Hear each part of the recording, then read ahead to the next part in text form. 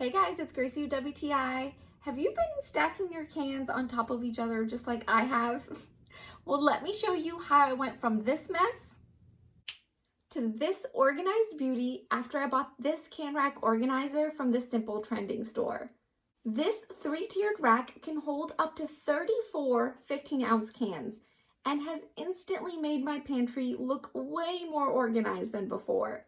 It's a little over 17 inches wide and 13.75 inches tall, with a depth of 13 inches. So really, it doesn't take up any more room than my original tower of cans that I had before.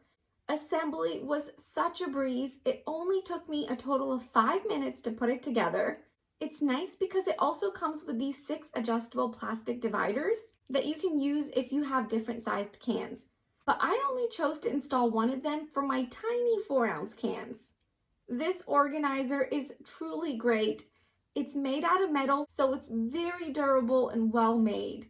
I purchased the silver finish, but they have a few different finishes you can choose from as well. This has just made it so easy for me to see all my canned goods and to get to them without having to dig around or move one can just to get to the other. This rack has come in so handy. I personally think everyone should have one of these in their pantry, but that's just my point of view.